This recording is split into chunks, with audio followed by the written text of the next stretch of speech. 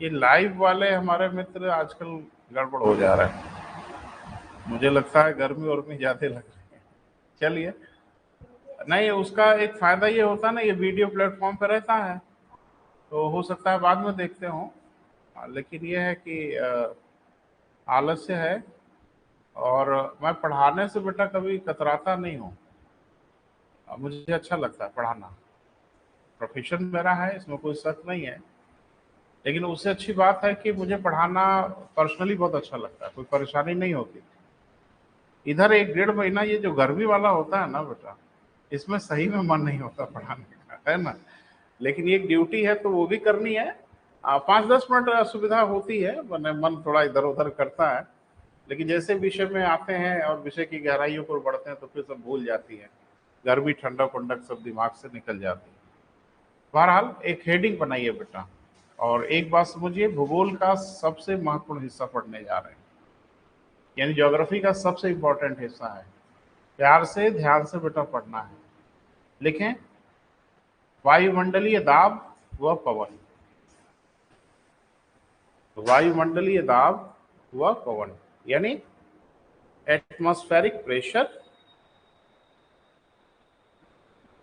Atmospheric pressure लिख लेंगे कि बोर्ड पे लिखूं? Atmospheric pressure and wind. And wind.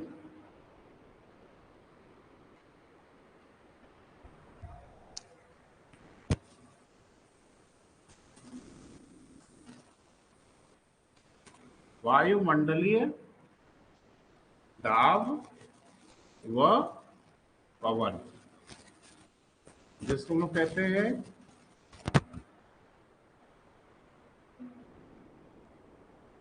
Atmospheric pressure and wind. तो देखो, और किसी से क्वेश्चन आए ना आए हम तो नहीं बता सकते, लेकिन इससे क्वेश्चन तो जरूर आएगा। और भूगोल का ये सबसे महत्वपूर्ण इलाके में से एक है जो रट के नहीं, समझ के ही किया जा सकता है।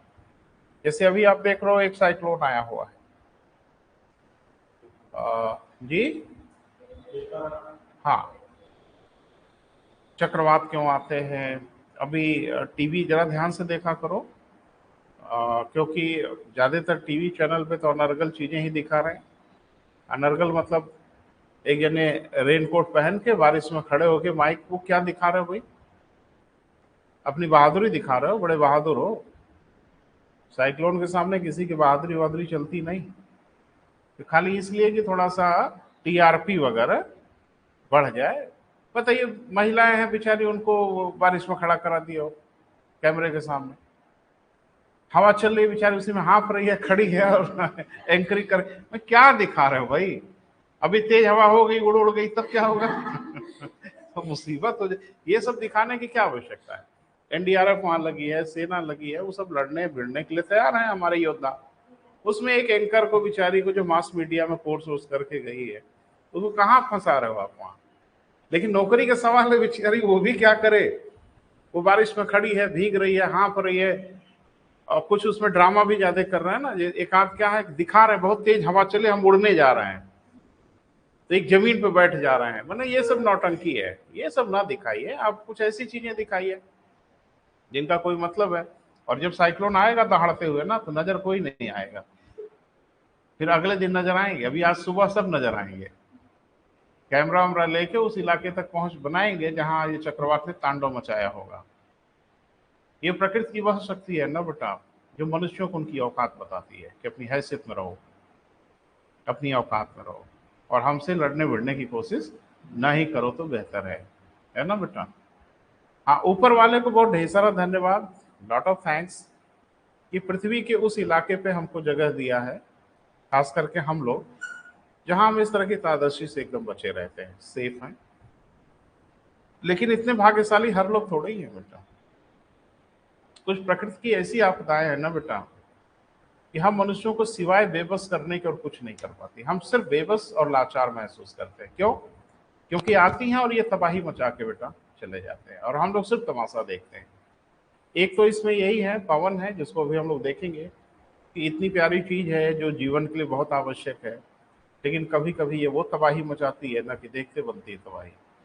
और ध्यान से सुनो, अ, इनकी तबाही का मंजर आपने नहीं देखा है कभी।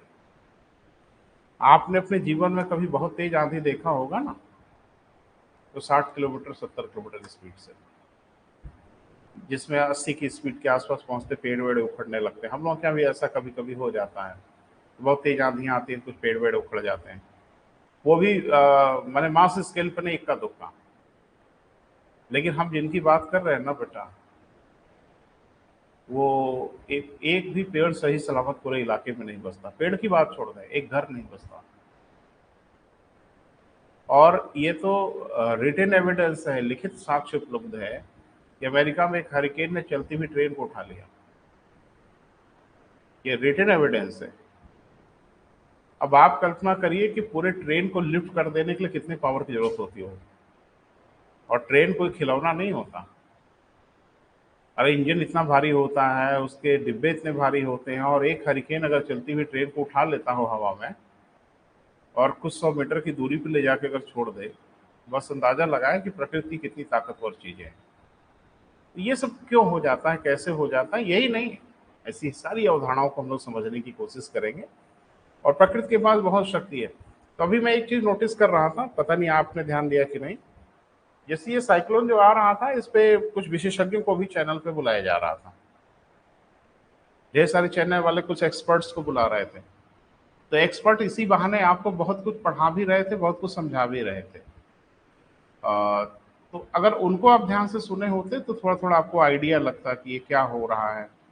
जैसे मैंने जो सुना पढ़ा कि जो ये साइक्लोन आया है, इसकी जो आई है ये अबाउट 50 किलोमीटर की है, 50 किलोमीटर की है। अब हमको किसी ने बताया नहीं, अब तो न्यूज़ सुन के ही देख रहे थे। मौसम विभाग के जो इंडिया के डायरेक्टर है, उन्हीं का व्याख्यान में सुन रहा था, बोल रहे थे टीवी पे, वो भी आ रहे थे बार बार। और बार बार एक शब्द आ रहा था, लैंडफॉल कर रहा है ना, एक टर्म यूज किया जा रहा था। मीडिया वाले बोल रहे थे कि ये, तो मैं तो भैया 6 बजे से टीवी पे चिपक के बैठा था, क्योंकि एक चैनल ने बताया कि 6 बजे लैंडफॉल करेगा। तो जब 6 बज गया तो कहा कि नहीं नहीं 8 बजे करेगा। फिर मालूम चला 9 बजे लैंडफॉल करेगा। लेकिन रात में मैं 11 बजे तक इस उम्मीद में कि थोड़ा लैंडफॉल का कंडीशन हो जाए, तो 11 बजे के रात के आसपास बताया कि लैंडफॉल शुरू हो गया। कच्छ की तरफ लैंडफॉल पहले हो गया, फिर धीरे धीरे। तो ये लैंडफॉल क्या होता है, सब क्या होता है, थोड़ा सा पढ़ना होगा, हम लोगों को समझना होगा। एक्चुअल में जो साइक्लोन होता है ना बेटा, वो उसकी एक आई होती, पढ़ेंगे अभी हम लोग बहुत विस्तार से पढ़ना, क्योंकि अभी आया है इसलिए बात कर रहे हैं।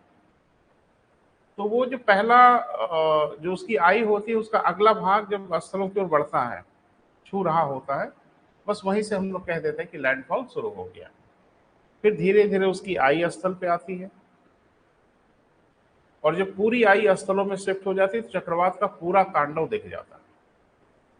फिर वो धीरे धीरे किसी दिशा की ओर बढ़ता है। ये सब कैसे हो जाता है बेटा, इतनी त्रादसी वाली चीजें हो कैसे जाती हैं।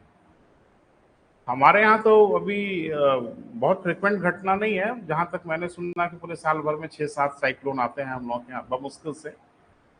कभी कभी 8 हो गए, तो कुछ आते हैं आपके बंगाल की खाड़ी में और कुछ आते हैं अरब सागर में। बंगाल की खाड़ी में थोड़ा ज़्यादा आते थे, अरब सागर में थोड़ा कम आते हैं। लेकिन इधर देखा जा रहा है कि अब बंगाल की खाड़ी में घट रहा है, अरब सागर में बढ़ रहा है। क्योंकि बंगाल की खाड़ी की जो पानी है, इसका टेम्परेचर कुछ ज़्यादा रहता है, लगभग 28 से 30 डिग्री सेल्सियस के आसपास इसके पानी का टेम्परेचर रहता है। अभी वैज्ञानिकों ने बताया कि अरब सागर का जो टेम्परेचर है वो बढ़ रहा है, सरफेस के पानी का टेम्परेचर बढ़ रहा है, कुछ ज़्यादा ही तेज हो रहा है। तो ऐसे साइक्लोन्स आते रहेंगे। अभी ग्लोबल वार्मिंग पे चर्चा एक दिन हो रही थी, आपसे बात हो रही थी, मैंने आपको क्या बताया था कि अल्टीमेटली होगा यही जो हुआ है। अब ये झांकी है, ठीक है, पूरी पिक्चर भी आएगी आगे। कोई साइक्लोन इतना लंबा सस्टेन नहीं करता। साइक्लोन की सस्टेनेबिलिटी जो होती है वो इतने लंबे समय तक नहीं होती। ये 6 जून से अपना माहौल बनाया हुआ है, और आज देखिए 15 जून हो गया ना बेटा, 10 दिन तो हो गया लगभग। और अभी ये 2-3 दिन और जान नहीं छोड़ेगा, अभी ये पाकिस्तान जाएगा और पाकिस्तान जाके बताएगा कि आपके पट्टीदार का हाल चल लिया, अब तुम्हारा हाल चल लेंगे ना, तो वहां भी जाएगा। तो ये सब हो रहा है। तो थोड़ा देखते हैं कि आखिर ये क्या होता है बेटा वायुदाब, और इतना आक्रामक ये क्यों हो जाता है, इतना एग्रेसिव क्यों हो जाता है, जबकि पवन हमारे जीवन के लिए बहुत आवश्यक है, बहुत जरूरी है। पवन धरातल पे कुछ भूमिकाओं का निर्वहन करते हैं। सबसे बड़ी भूमिका उनकी यही होती है, वो टेम्परेचर को डिस्ट्रीब्यूट करते हैं, धरती पे ताप को बांटते हैं, यानी अधिक ताप और कम ताप के बीच के डिफरेंस को हमेशा घटाने की कोशिश करते हैं, कर पाए चाहे ना कर पाए, लेकिन प्रयास वो करते रहते हैं। तो थोड़ा सा बेटा बारी बारी से हम लोग शुरुआत करते हैं। तो पहला शब्द जो आया उसी की व्याख्या करते हैं, वायुदाब। तो आखिरकार ये वायुदाब क्या होता है, वायुदाब को निर्धारित करने वाले फैक्टर्स क्यों होते हैं, क्या धरती पे हर जगह वायुदाब एक जैसा होता है, नहीं होता, बात करेंगे। तो पहला शुरुआत कर लेंगे। देखिए धरातल के ऊपर की वायु, धरातल के ऊपर की वायु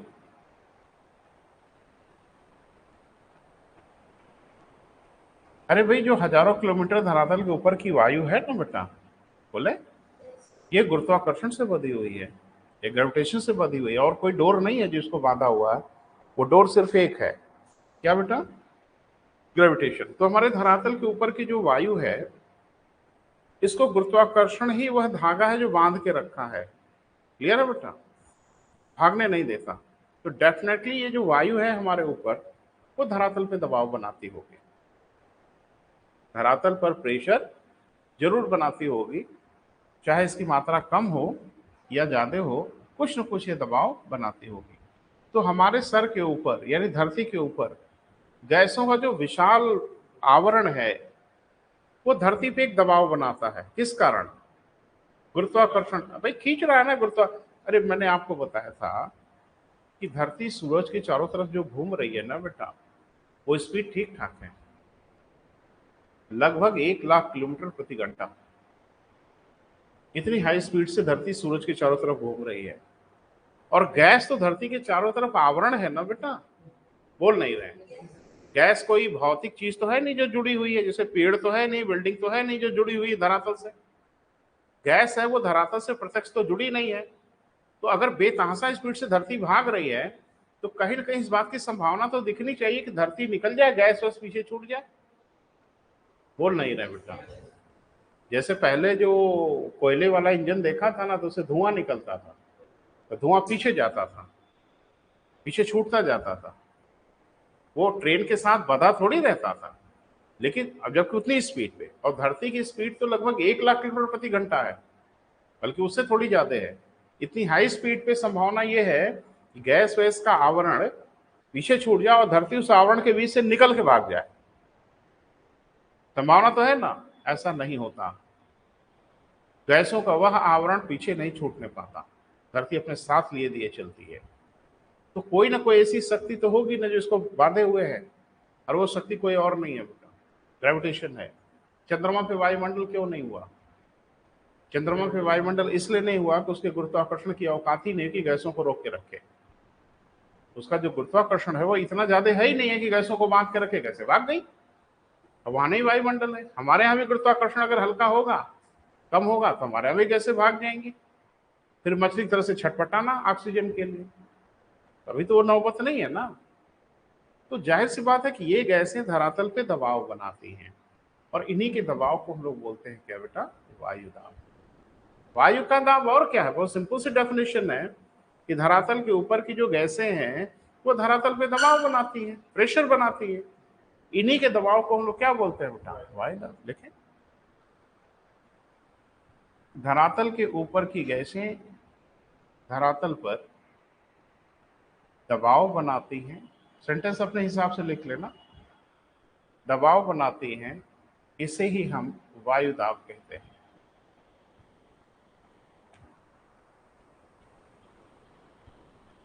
धरातल के ऊपर की वायु, अब किससे बधी है वो लिखना जरूरी बहुत नहीं है, वो तो पहले ही हो चुका, गुरुत्वाकर्षण से बधी है।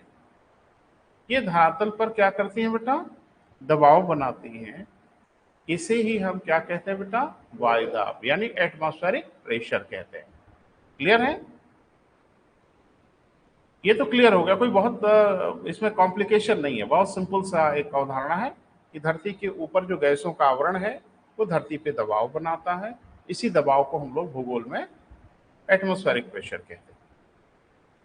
अब हम मनुष्य हैं, नापना जोखना हम लोगों की नियति है, अंदाजे से काम हम नहीं चलाते, हम तो एक्यूरेट बताते हैं। तो वायुदाब नापने के लिए हम एक यंत्र का प्रयोग करते हैं, हाँ डिवाइस का, वेरी गुड, जिसको हम लोग बैरोमीटर कहते हैं। क्लियर है बेटा? और बैरोमीटर में जो रीडिंग ली जाती है वो मिली बार में ली जाती है। तो वायुदाब की इकाई क्या मिली बेटा? मिली बार। ठीक है, आप बार कहते हैं लेकिन उसको नापते हैं मिलीमीटर में, इसलिए उसको मिली बार कह देते हैं। तो अब 1 मिली बार अगर हम बोलें तो कुछ समझना पड़ेगा। अगर हम ये कहें कि कहीं वायुदाब 1 मिली बार है तो क्या मतलब, 10 मिली बार है तो क्या मतलब, हाँ इतना तो समझ में आ रहा है कि 10 मिली बार ज्यादा है, 1 मिली बार कम है, 100 मिली बार ज्यादा है, 40 मिली बार कम है, इतना तो समझ में आ रहा है। लेकिन ये नहीं समझ में आ रहा है कि इसको कहते कितना है।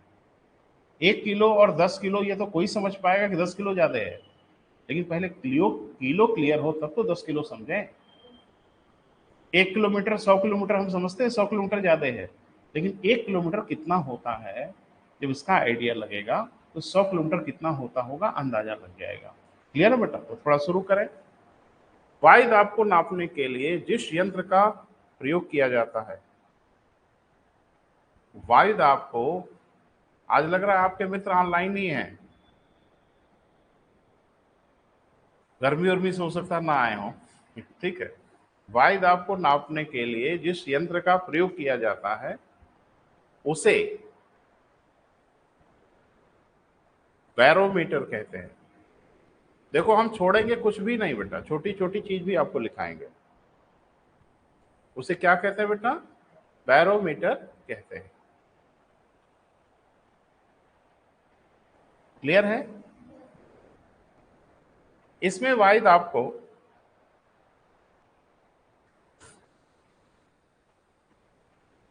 मिलीमीटर में मापा जाता है। मिलीमीटर, एमएम,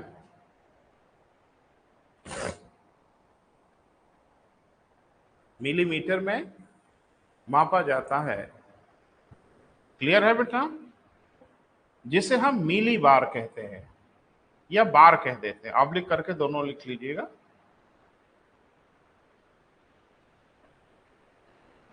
ठीक है बेटा?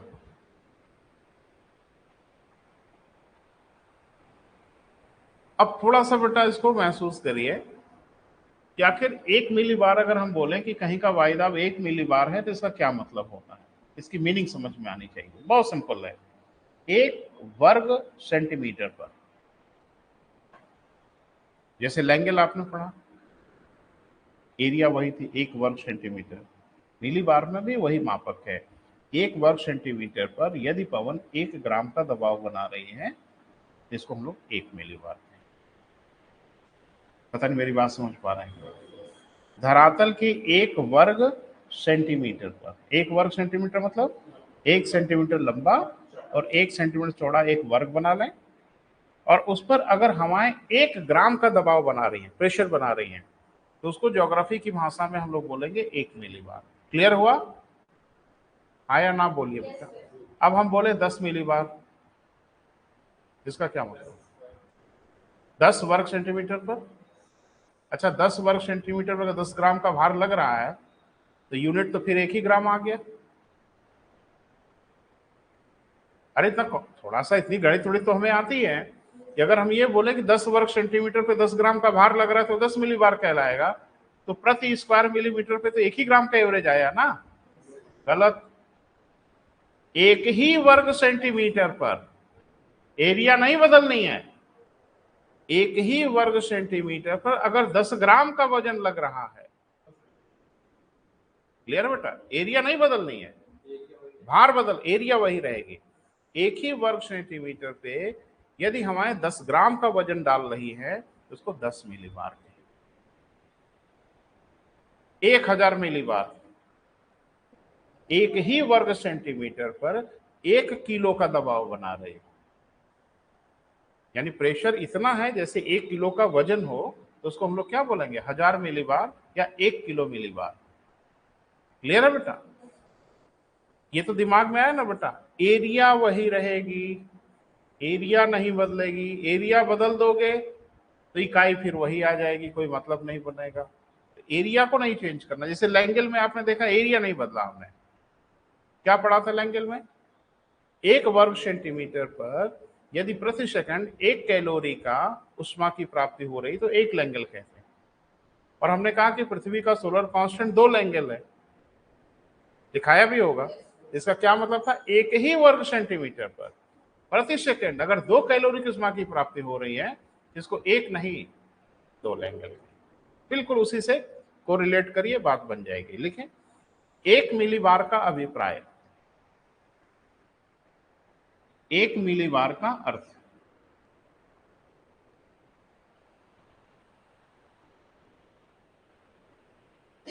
देखें, यदि धरातल के 1 वर्ग सेंटीमीटर पर,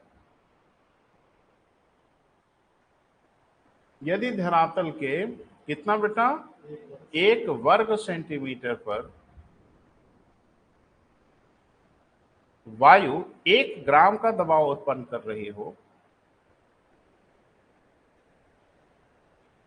1 ग्राम का दबाव उत्पन्न कर रही हो, तो इसे क्या हम लोग बोलेंगे बेटा, 1 मिलीबार कहेंगे।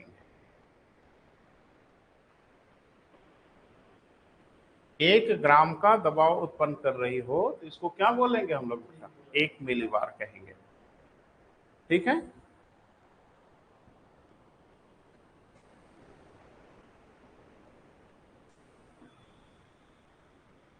तो 1 मिलीबार का अर्थ स्पष्ट हो गया। तो अब 10 मिलीबार भी बता देंगे। 1 वर्ग सेंटीमीटर पर अगर पवन 10 ग्राम का भार लगा रही है तो उसको 10 मिलीबार कहेंगे। 1 वर्ग सेंटीमीटर पे 50 ग्राम का भार बना रही है, 50 मिलीबार। 1 वर्ग सेंटीमीटर पे 100 ग्राम का दबाव बना रही है, 100 मिलीबार। 1 वर्ग सेंटीमीटर पे 1000 ग्राम का दबाव बना रही है, यानी 1 किलो का दबाव बना रही है, इसको हम लोग क्या बोलेंगे बेटा, 1000 मिलीबार। हाँ, 1000 हो गया ना, अब मिलीबार बोल दो। मिलीबार मतलब ग्राम प्रति स्क्वायर सेंटीमीटर, बात खत्म हुई। अब ध्यान रखिए, सबसे ज्यादा जो वायुदाब होता है धरातल पर वो सागर के तल पे होता है। यानी सबसे ज्यादा जो वायुदाब होता है किसी स्थान का, वो कहाँ होता है बेटा, सी लेवल पे होता है, सागर के तल पे होता है। और ये देखा जाता है कि सागर के तल पे अमूमन जो वायुदाब होता है 1000 मिलीबार के ऊपर ही होता है। जैसे अमूमन 1011, 1012, 1013 मिलीबार के आसपास सागर के तल पे वायुदाब होता है, क्योंकि वो सबसे ढाल वाले इलाके है ना। सागर धरती के सबसे ढाल वाले इलाके हैं, क्योंकि अगर वो सबसे ढाल वाले इलाके नहीं होते तो पानी वहां जाके क्यों इकट्ठा होता। पानी कहाँ इकट्ठा होता है, आपके घर के आसपास अगर पानी ज्यादा बरस जाए, गिर जाए, तो सारा पानी कहाँ जाके इकट्ठा होगा, जो ढाल वाले इलाके होंगे, बह बह के अल्टीमेटली वहीं जाके रुकेगा। तालाब पोखरों में जाके रुकता है क्योंकि सबसे ढाल वाले इलाके। क्लियर है बेटा? तो धरती के सबसे ढाल वाले इलाके हैं जहां पे सारा पानी जा जाके इकट्ठा हुआ है, जिसे हम लोग सागर कहते हैं। क्लियर है बेटा? तो सबसे ढाल वाले इलाके हैं, तो डेफिनेटली पानी के अंदर तो घुसना नहीं है, पानी की सतह पे ही आप जाओगे, तो पानी की सतह पे जो वायुदाब होता है वो सबसे मैक्सिमम होता है। अब वहां से जैसे जैसे आप ऊपर जाओगे वायुदाब बढ़ेगा कि घटेगा, सोच के बताइए। है घटेगा, क्यों, वायु नीचे छोड़ रहा है। आप ऊपर जा रहे हो तो कुछ वायुदाब नीचे छूट रही है, अब उसके ऊपर जो हवा होगी वही ना दबाव बनाएगी, नीचे वाली नीचे दबाव बनाए, हमारे ऊपर काहे बनाओगे भाई। पता नहीं मेरी बात समझ पा रहे हैं कि नहीं। अगर हम सागर के तल पे हैं तो जितने ऊपर की हवा होगी, ऐसे समझो, जैसे मान लो ये है सागर का तल, अब यहां अगर आप हैं तो ऊपर की जितनी हवा है वो सारी दबाव बनाएगी, लेकिन अगर हम यहां चले आए, यानी कुछ ऊंचाई पे चले आए, और यहाँ पे अब दबाव तो यही हवा बनाएगी ना, नीचे वाली तो नीचे दबाव बनाएगी ना, वो हमारे ऊपर कहाँ दबाव बनाएगी। तो इसका मतलब है कि जैसे जैसे हम ऊपर जाते हैं वायुदाब कम होता जाता है, घटता जाता है। और इसीलिए आप देखते हैं कि सागर के तल पे जो वायुदाब है वो तो बहुत बढ़िया वायुदाब होता है, पर्वतों पे जब हम जाते हैं तो वायुदाब बहुत तेजी से घटना शुरू होता है। इसलिए आपने ये भी नोटिस किया होगा कि कुछ जो हाई एल्टीट्यूड पे लोग जाते हैं उनको सांस वांस लेने में भी दिक्कत होने लगती है। कभी एरोप्लेन की यात्रा करें तो आपको बताया जाता है कि अपना पेन वेन पॉकेट से निकाल लीजिए।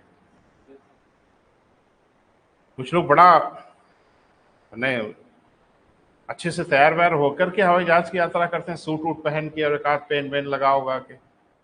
आजकल तो बच्चे बड़े फॉर्मल हैं, वो शर्ट पहन के और स्लीपर पहन के हवाई चप्पल पहन के यात्रा करते हैं। रफ टफ वाला कल्चर है आजकल। लेकिन कुछ लोग हैं पुराने जमाने के, वो टाई वाई बिना लगाए हवाई जहाज की यात्रा तो करेंगे नहीं। एक आठों पेन में, पेन आपकी तबाही मचा देगा हवाई जहाज, क्योंकि और कुछ हो ना हो पेन की पूरी स्याही निकल जाएगी बाहर, और अच्छा भला सूट आपका हो जाएगा तबाह, वो इंक बाहर निकल ही जाएगी।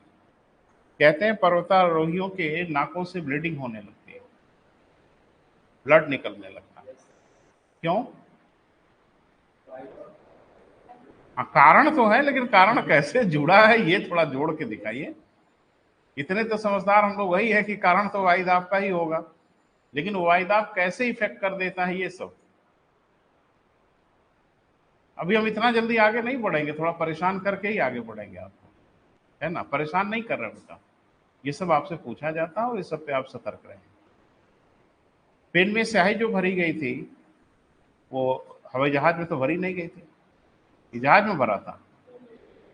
पेन में इंक जो भरी गई होगी नीचे भरी गई होगी, और वो इंक भरी होगी इस प्रेशर पे, जो यहाँ का प्रेशर है। जैसे आप ऊपर जाते हैं तो अंदर का प्रेशर तो ज्यादा रहता है, बाहर का प्रेशर कम हो जाता है। अब जाहिर सी बात है कि सारी इंक बाहर निकल के प्रेशर बराबर करने लगेगी, खेल खराब हो जाएगा। यही हाल पर्वतारोही के साथ होता है कि प्रेशर कम होने के कारण ब्लड का प्रेशर अपना है, और ऊपर जैसे बाहर का प्रेशर जब कम हो जाता है तो कैपिलरीज हमारी फटने लगती है, ब्लास्ट करने लगती है, वहां से ब्लीडिंग होने लगती है, वहां से खून बहने लगता है। क्लियर है? थोड़ा सा कुछ और बात करेंगे फिर हम आगे आ रहे हैं। मानी ये बात तो तय हो गई।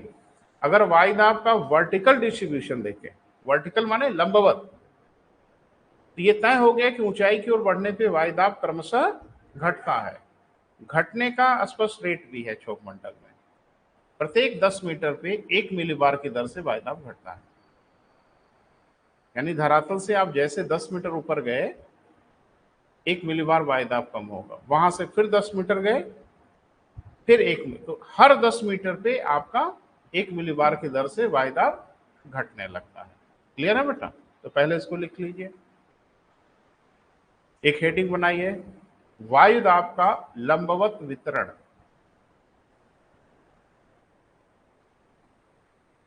वायुदाब का क्या बेटा? लंबवत वितरण, वर्टिकल डिस्ट्रीब्यूशन।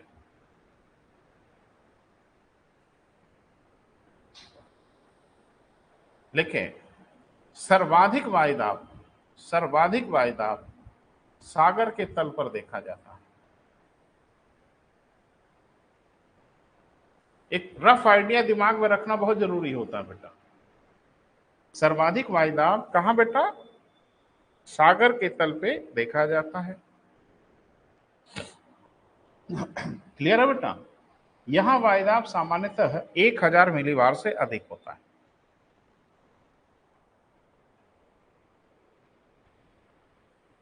एक 1000 मिलीबार से अधिक होता है।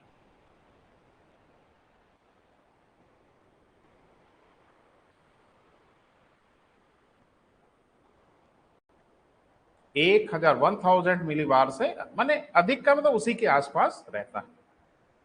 क्लियर है बेटा? देखें, ऊंचाई की ओर बढ़ने पर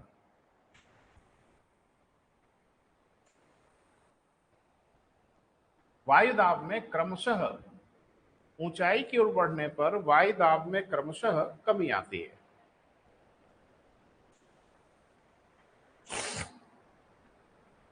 ऊंचाई की ओर बढ़ने पर वायु दाब में क्रमशः क्या होती है बेटा?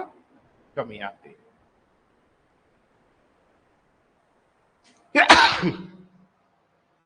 सॉरी बेटा, हाँ, क्रमशः कमी आती है। लिखें, प्रत्येक 10 मीटर की ऊंचाई पर, प्रत्येक 10 मीटर की ऊंचाई पर 1 डिग्री, सॉरी 1 डिग्री में कह रहा हूं, 1 मिलीबार की दर से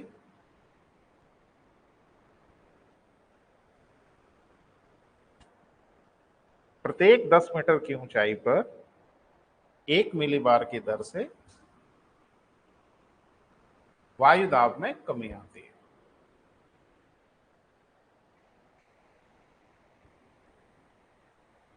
क्लियर हुआ बेटा? यही कारण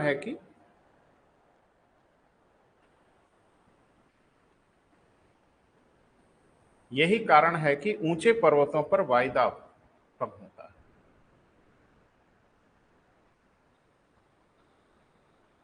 यही कारण है कि ऊंचे पर्वतों पर वायु दाब क्या होता है बेटा? कम होता है।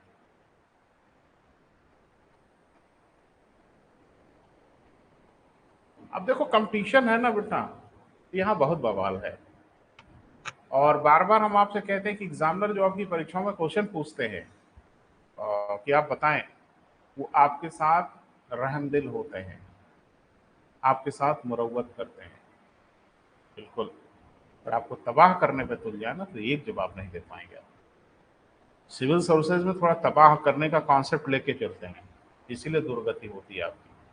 यूपी पीसीएस में आपको पूरी तरह से तबाह नहीं करना चाहते, तो कुछ क्वेश्चन का आंसर दे पाते हैं आप नहीं दे पाएंगे बेटा। एग्जामिनर अगर मन बना ले कि आपको उत्तर नहीं देने देंगे तो नहीं दे पाएंगे आप। बहुत कुछ पूछने के लिए है ना बेटा। अब जैसे यही से ध्यान से सुनो, भारत के कुछ शहरों का नाम ले दे और कहे कहां वायदा अधिक होगा, बता देंगे आप?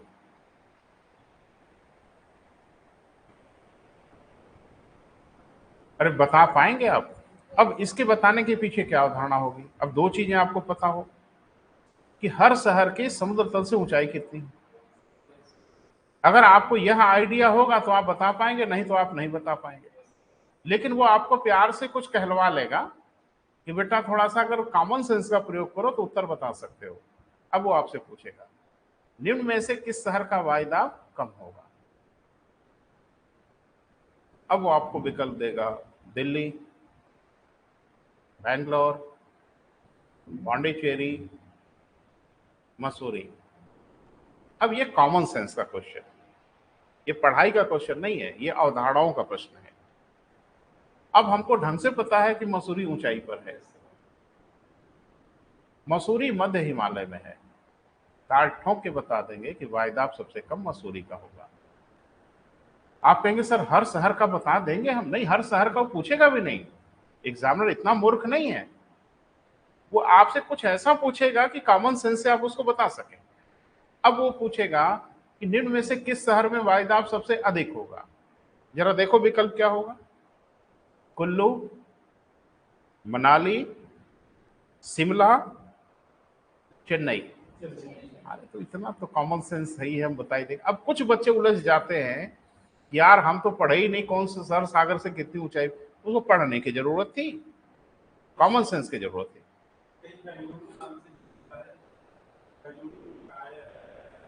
बेंगलुरु मैंने बेंगलोर, तो आजकल बेंगलोर को बेंगलुरु कहते हैं, तो कोई दूसरा सर नहीं समझ रहे थे। हाँ, नहीं विकल्प उनको देना, वो जो दे दें। मद्रास अलग है, बेंगलुरु अलग है। मैंने क्या था आपके दिमाग में, हम तो समझ ही नहीं पा रहे। विकल्प मुझे देना था ना, तो हम मद्रास में देखे बेंगलुरु दिए होते, बेंगलुरु ने देखे मैंगलोर दिए होते, मैंगलोर ने देखे तिरुवनंतपुरम दिए होते। वो तो हमारा मन, लेकिन हम जो भी देते उत्तर वही होता, क्योंकि तीन तो क्लियर है कि भाई शिमला दे दिया, मसूरी दे दिया और कुल्लू मनाली दे दिया, या कुल्लू दे दिया खाली, तो डेफिनेटली हम समझ, या नैनीताल दे दिया, तो इतना तो हमारे पास कॉमन सेंस सही है, या अरावली दे दिया, या आपको दे दे माउंट आबू दे दे विकल्प में, तो इतना तो हम लोगों को भूगोल के विद्यार्थी हैं पता ही है कि ये ऊंचे वाले इलाके हैं। तो ऊंचे वाले इलाके का वायदा हमेशा कम रहेगा और नीचे वाले इलाके का वायदा ज्यादा होगा। उन विकल्पों से कॉमन सेंस से ढूंढना है।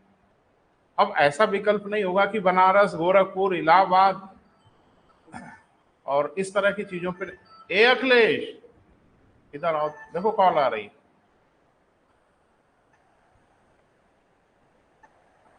इसको फ्लाइट मोड पे करो बेटा। अरे बड़ी बड़ी तकलीफ है बेटा।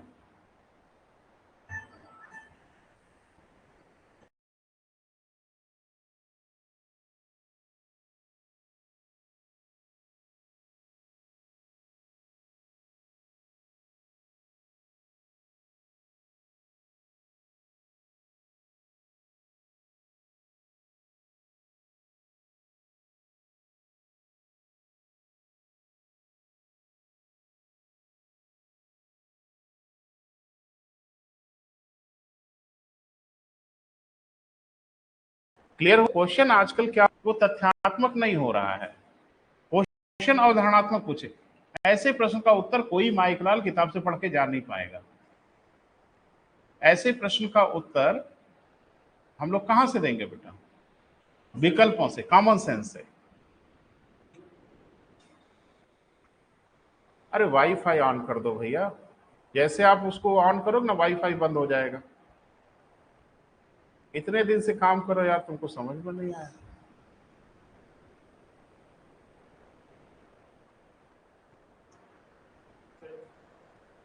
चलो ठीक, अब ठीक है बेटा। देखो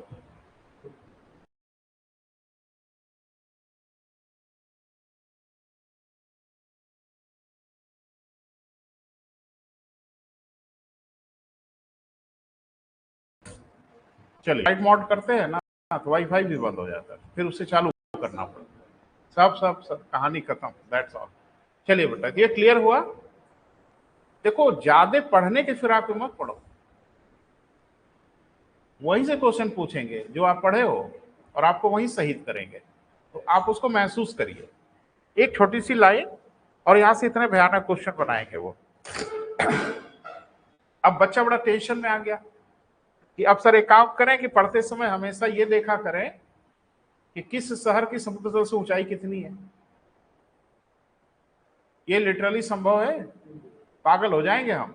एग्जामिनर उम्मीद भी नहीं कर रहा है आपसे, बस वो उम्मीद कर रहा है कि ब्रॉडर सेंस में चीजों को आप समझ पा रहे हैं कि नहीं समझ पा रहे हैं। अगर समझ पा रहे हैं तो उत्तर आपके पास होगा। अच्छा चलो, एक क्वेश्चन और पूछते हैं फिर आगे बढ़ते हैं।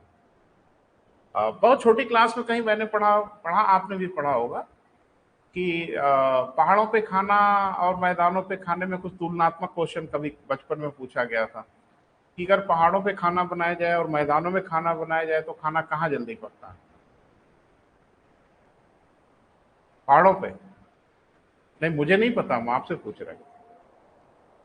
मुझे पता होता तो काहे पूछते। हाँ चालाक तो है ये, कुछ एक उधर बोल रहे थे एक इधर बोलो, इसमें तो महारत हासिल है ही है। हम पूछ देंगे अभी क्यों, तो फिर गड़बड़ हो जाएगा मामला। मैदानों में खाना जल्दी पकेगा पहाड़ों की तुलना में, क्यों?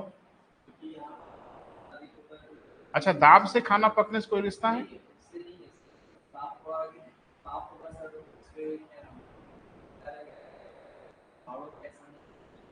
नहीं नहीं, पहाड़ों पे क्या होता है वो छोड़ दीजिए, पहले जहां जो हो रहा है वो हमको बता दीजिए। मैं सिर्फ ये जानना चाह रहा हूं कि वायु दाब से बॉइलिंग पॉइंट से कोई रिश्ता है क्या? क्या रिश्ता है? बड़ी दुर्भाग्यपूर्ण स्थिति है कि साइंस भी मुझे आता है थोड़ा सा, मैं साइंस भी पढ़ाता हूँ। बोले?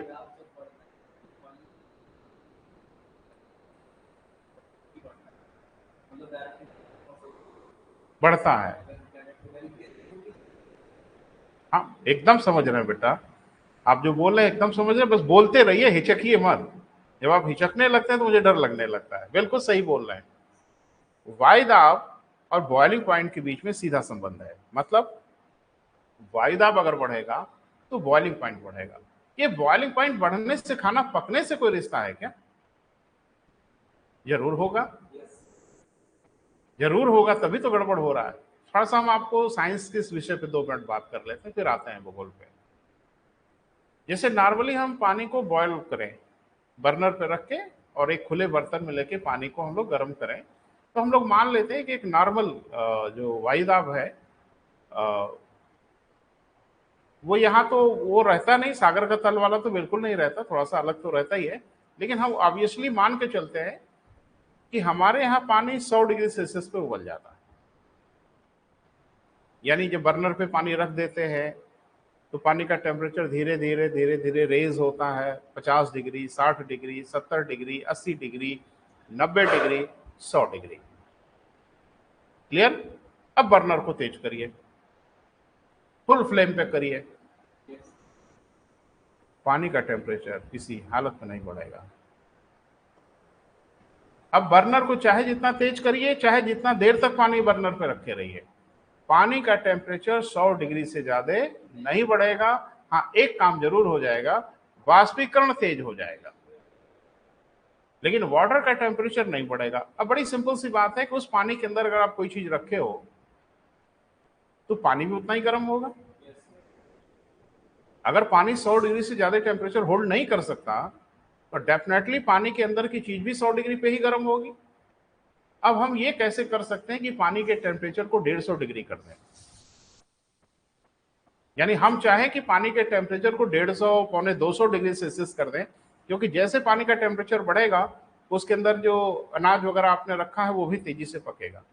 तो टेम्परेचर जब बढ़ेगा तो खाना तेज पकेगा, क्योंकि पानी टेम्परेचर ज्यादा होल्ड करेगा। वो कैसे करेगा? वायुदाब बढ़ा देंगे आप, वायुदाब बढ़ाएंगे, उबलना रुक जाएगा। क्लियर है? अब फिर वो पानी टेम्परेचर सस्टेन करेगा, फिर वो टेम्परेचर लेने लगेगा। हो सकता है इस बार 140 डिग्री पे जाके उस बैरियर को तोड़ दे, उस प्रेशर के बैरियर को तोड़े और फिर उबलना शुरू हो जाए। बोल नहीं रहे हैं? और आप फिर एक्सपेरिमेंट करिए, प्रेशर फिर बढ़ाइए, फिर पानी को उबलना बंद होगा।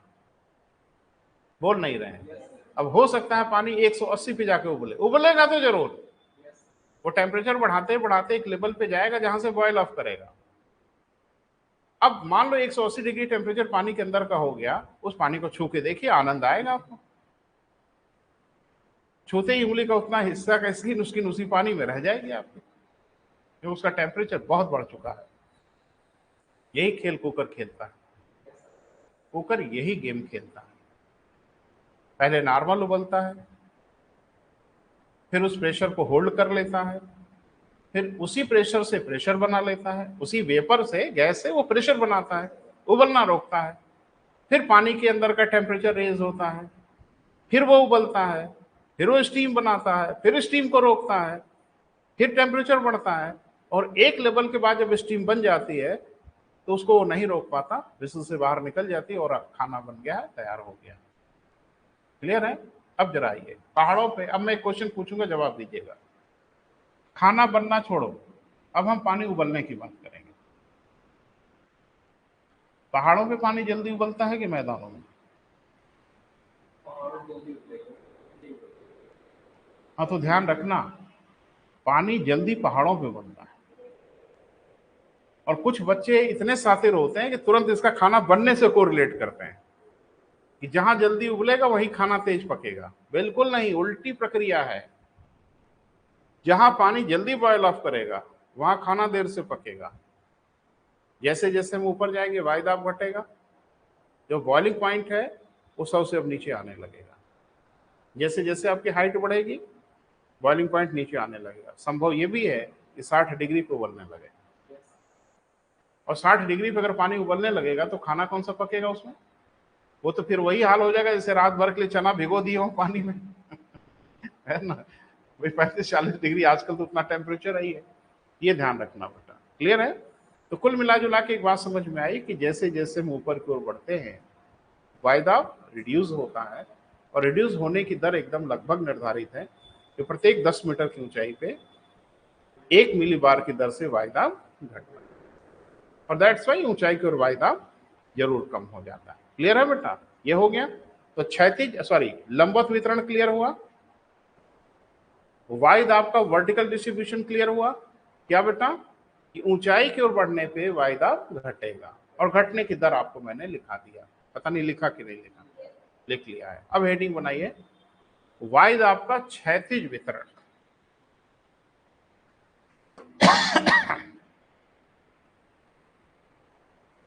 वायुदाब का क्षैतिज वितरण।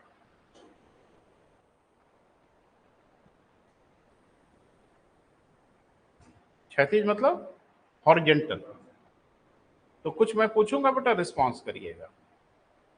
जैसे धरती पर हम चले, टहले, घूमे, ऊपर नहीं जाना है, धरातल पर ही चलते रहना है। तो धरातल पर अगर हम चले तो क्या हर जगह वायुदाब एक जैसा होना चाहिए? क्योंकि धरातल के ऊपर की वायु जो है वही दबाव बनाती है। बोल नहीं रहे हैं। वायुदाब क्या है? धरातल के ऊपर की वायु। तो अगर हम धरती पे चलना फिरना शुरू करें तो हर जगह वायुदाब एक बराबर होगा कि नहीं होगा, होना चाहिए कि नहीं होगा, ये जरा बात कर लीजिए। बोलिए, सोचिए, कोई घबराने क्या जरूरत है, मैं तो है ही हूं आपके सामने।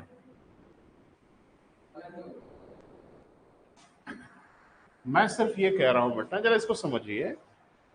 जैसे ये पृथ्वी है ना बेटा, ये इक्वेटोर है, दिस इज नॉर्थ पोल और दिस इज साउथ। बहुत सिंपल सी बात है कि अगर हम इस पृथ्वी पर अलग अलग स्थानों पे जाके चेक करें तो हर जगह वायुदाब एक जैसा होना चाहिए कि नहीं होना चाहिए। तब जब वायुदाब क्या है, धरातल के ऊपर की वायु जो धरातल पे दबाव बनाती है, ये तो पहले ही पढ़ लिया आपने। तो हर जगह वायुदाब एक बराबर होगा कि नहीं होगा, होना चाहिए कि नहीं होना चाहिए, थोड़ा इस पे बात कर ले। तो क्या आपका कहना है बेटा? होना चाहिए अलग अलग। अच्छा, होना चाहिए सेम, लेकिन सेम नहीं होता, अलग अलग होता है। Very good. आप बेटा ये जो कह रहे हैं वो सही है?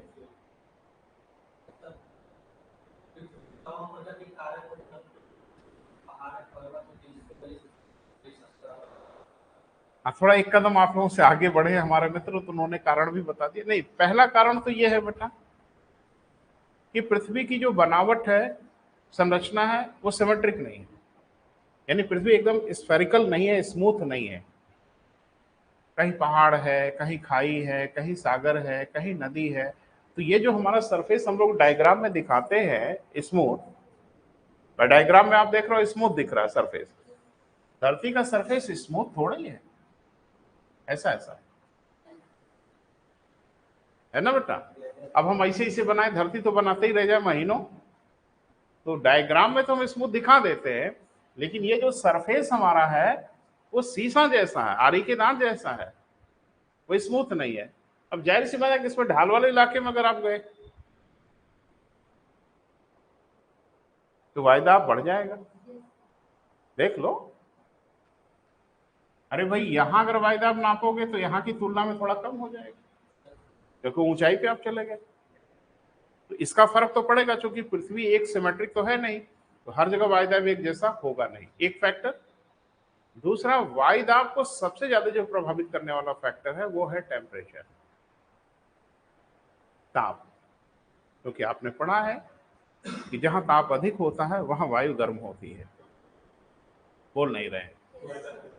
वायु गर्म होगी तो फैलेगी, फैलेगी तो उसका घनत्व घटेगा, और घनत्व घटने के बाद वायु ऊपर की ओर उठेगी, और वही वायु जो हमारे ऊपर दबाव बना रही है वो अगर ऊपर जाने लगेगी तो डेफिनेटली वायुदाब बढ़ जाएगा। अरे हाँ या ना कुछ बोलेंगे? हवाएं ही तो दबाव बना रही हैं भैया। हवा स्थिर रहे तो अलग वायुदाब होगा, हवा ऊपर जाने लगे तो अलग वायुदाब होगा, हवा ऊपर से नीचे उतरने लगे तो अलग वायुदाब होगा। बोल नहीं रहे। तो क्या पवन स्थिर रहते हैं हर जगह? नहीं रहते। तो स्थिर नहीं रहते तो ये भी एक फैक्टर है। और पवन स्थिर क्यों नहीं रहते? क्योंकि सूर्य ताप इनको बाध्य करता है कि थोड़ा चलते फिरते रहो, रुको मत एक जगह। बोल नहीं रहे। तो हवाएं गर्म होकर जब ऊपर की ओर उठेंगी तो एकदम जो ऑब्वियस सी बात है, उस स्थान पे हमारे सर पे जो दबाव है वो कम महसूस होगा। और हवाएं अगर ऊपर से नीचे उतर रही होंगी तो जहां भी हम रहेंगे वहां हमको वायुदाब ज्यादा महसूस होगा, और महसूस नहीं होगा, होगा भी वायुदाब ज्यादा। पता नहीं मेरी बात समझ पा रहे हैं कि नहीं। तो कहीं ना कहीं वायुदाब को सूर्य ताप भी निर्धारित कर रहा होता है। और बड़ी अच्छी बात है कि सूर्य ताप आपने पढ़ा है, अध्ययन किया है, इसीलिए हमने सूर्य ताप पहले पढ़ा दिया ताकि कोई बड़ा झंझट ना हो। मोटा मोटा आपको पता है कि विषुवत रेखा के आसपास तापमान ज्यादा होता है, और मोटा मोटा आपको पता है कि ध्रुवों पे तापमान कम होता है। कहानी साफ दिख रही है, विषुवत रेखा के आसपास वायुदाब कम होता है, होना चाहिए। बोल रहे हैं, बोले बेटा। मैंने अभी बोला कि अगर सारे फैक्टर को किनारे कर दो तो एक फैक्टर है जो सूर्य ताप है, वो वायुदाब को निर्धारित करेगा। जहां सूर्य ताप अधिक होगा वहां वायुदाब कम होगा, और जहां सूर्य ताप कम होगा वहां वायुदाब अधिक होगा। जहां सूर्य ताप कम होगा हमारी ठंडी होंगी, भारी होंगी, डेंसिटी बढ़ जाएगी, नीचे को उतरेंगी, वायुदाब बढ़ा देगी। हाँ या ना?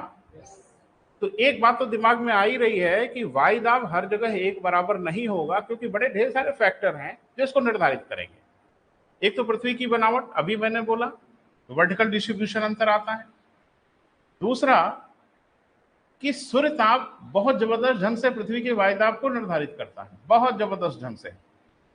जहां पे गर्मी अधिक होगी, जहां पे टेम्परेचर बढ़ेगा, डेफिनेटली वहां वायुदाब बढ़ जाएगा, और जहां पे टेम्परेचर कम होगा वहां वायुदाब बढ़ जाएगा, क्योंकि हमारे नीचे की ओर उतर जाएगी। क्लियर है बेटा?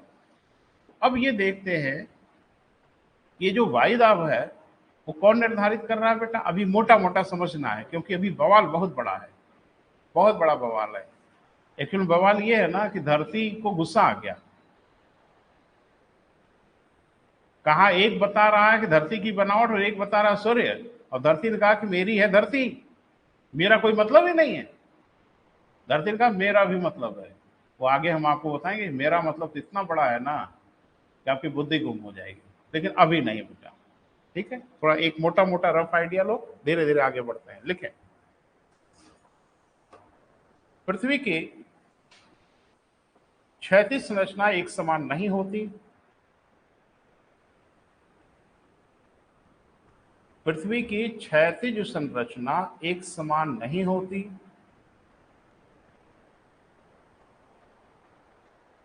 क्षैतिज माने हॉरिजेंटल।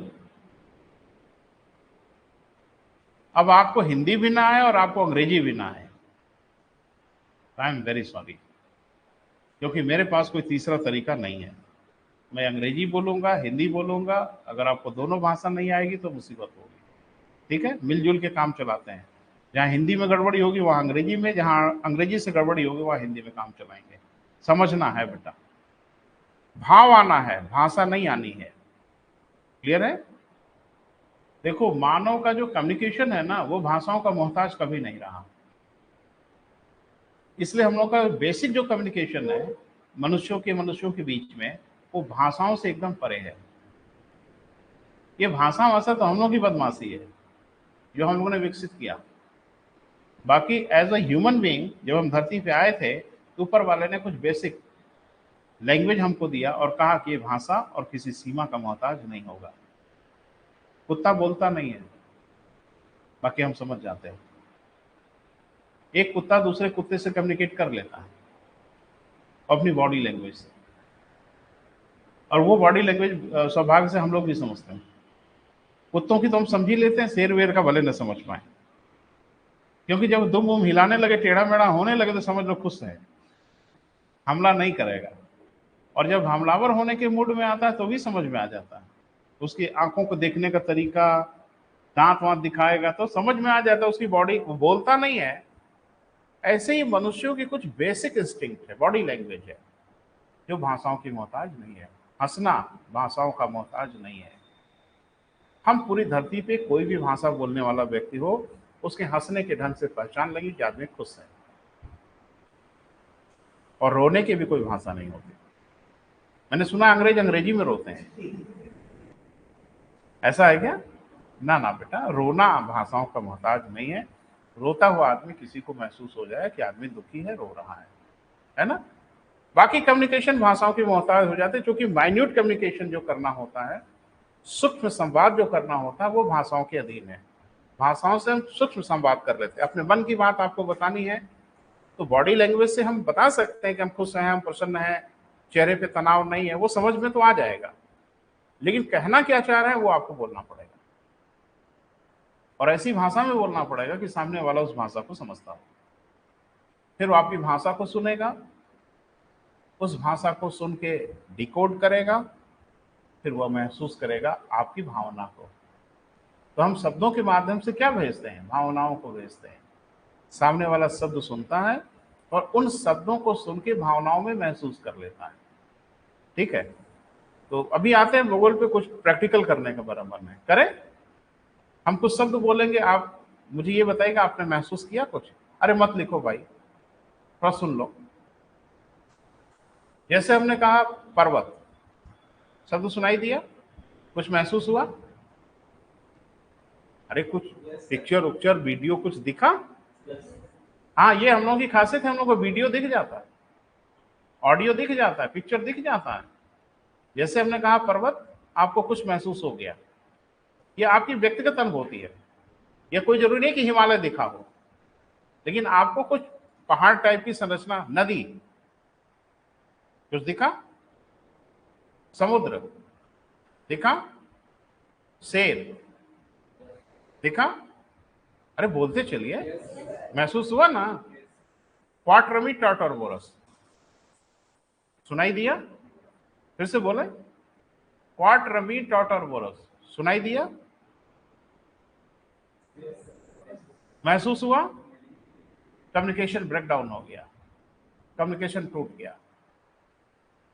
ये कम्युनिकेशन ब्रेकडाउन इसी को कहते हैं।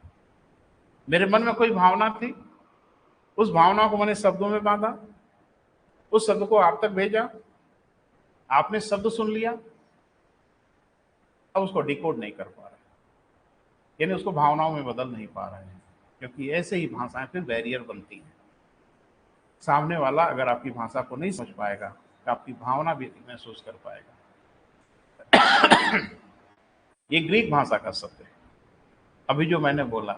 दुर्भाग्य से आपको ग्रीक नहीं आती थी, इसलिए आप डिकोड नहीं कर पाए। ये इलाहाबाद यूनिवर्सिटी का माटो है, इलाहाबाद विश्वविद्यालय का आदर्श वाक्य है। जैसे हमने लिखा है सा विद्या या विमुक्त है, मोनोग्राम में आपने देखा होगा नीचे लिखा है। ये भी एक ऋग्वेद से लिया गया है, ऋग्वेद का एक उक्ति है, इसका मतलब विद्या वही जो आपको मुक्ति प्रदान कर दे। तो हम लोग मुक्ति वाली विद्या देते हैं, है ना, विद्यार्थी जीवन से मुक्त हो जाए आप। क्वाटरमी टाटरबोरस जो हमने बोला, ये आप सुन भी रहे हैं, महसूस भी कर रहे हैं, बस एक ही परेशानी हो रही है कि आप डिकोड नहीं कर पा रहे हो। तो इलाहाबाद का ये मोटो है, और इसका मतलब ये है कि जितनी शाखाएं उतने वृक्ष, जिसका यही अर्थ है। एक्चुअली में आपने कभी देखा होगा, इलाहाबाद विश्वविद्यालय के मोटो के बीच में बरगद का पेड़ बना है, बीच में देखना कभी तो बरगद का पेड़ है। बरगद के पेड़ में कहा जाता है कि इसकी जो शाखाएं होती हैं आज नहीं तो कल वो पेड़ बन जाती हैं, खुद ही एक वृक्ष का रूप धारण कर लेते हैं। इलाहाबाद यूनिवर्सिटी कहता है कि मेरे हर बच्चे यूनिवर्सिटी हैं, मेरा एक एक बच्चा खुद विश्वविद्यालय बन जाएगा, एक दिन बन ही जाते हैं। क्लियर है बेटा? कितना प्यारा सा मामला, सब गड़बड़ कर दिया आपने भाषा के चक्कर में। तो कम्युनिकेशन मस्ट बी अंडरस्टूड, संचार को समझा जाए। इसीलिए आपसे जो हम बात करते हैं, एक टीचर जो भी आपसे बात करता है, उसका कम्युनिकेशन स्किल वही काम आती है, वो अपनी बात को कितनी खूबसूरती से आप तक पहुंचा पाता है। अगर वो बहुत सुंदरता से अपनी बात आप तक नहीं पहुंचा पाया तो वे मतलब है सब कुछ, है ना बेटा? और इसीलिए प्रयास होता रहता है पढ़ाते समय कि अपनी बात को आप तक पहुंचाया जाए। तो क्षैतिज वितरण का मतलब, अब क्षैतिज माने ना समझ में आए, हॉरिजॉन्टल माने ना समझ में आए, तो फिर तो मुसीबत हो जाएगी। क्षैतिज माने धरातल के समानांतर, है ना बेटा? तो वायुदाब का जो क्षैतिज वितरण होता है वो एक समान नहीं होता। क्यों नहीं होता? उसके दो सबसे बड़े कारण हैं, कारण और भी हैं, आगे हम चर्चा करेंगे। दो सबसे बड़े कारण हैं कि धरातल की जो क्षैतिज बनावट है वो एक समान नहीं है, और दूसरा कि धरातल पर सूर्य ताप जो है वो एक बराबर हर जगह नहीं मिलता, और सूर्य ताप वायुदाब को निर्धारित करता है। तो दूसरा, पहला लिख लिया बेटा? लेकिन पहला कारण क्या है बेटा? पृथ्वी की क्षैतिज संरचना एक समान नहीं है।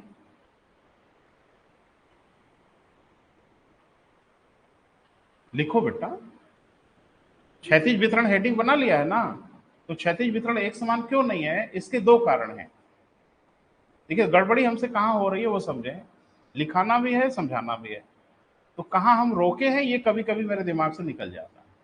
तो आप उसको अगर बताएंगे तो फिर हम वहां से कंटिन्यू कर लेंगे। मुझे जहां तक याद आ रहा है मैंने एक हेडिंग बनाया है कि वायदा आपका क्षैतिज वितरण, तभी उसमें कुछ लिखा था। क्या लिखा था? नहीं होती। एक फैक्टर आपने लिख लिया, स्पष्ट उसी में आगे जोड़िए, स्पष्ट है वायु दाब एक समान नहीं होगा। ये तो पहला फैक्टर हो गया बेटा।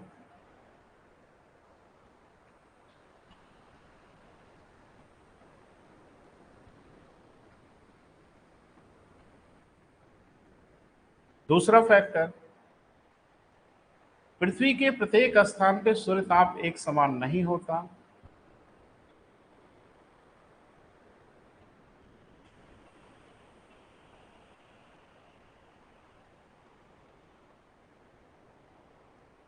सूर्य ताप एक समान नहीं होता। क्लियर है बेटा?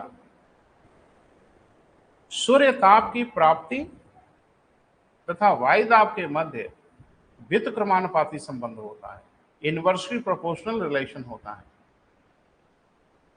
सूर्य ताप तथा वायुदाब की प्राप्ति के मध्य कैसा बेटा? व्युत्क्रमानुपाती संबंध होता है। व्युत्क्रमानुपाती को इंग्लिश में क्या कहते हैं बेटा? इनवर्सली प्रोपोर्शनल, उल्टा संबंध होता है।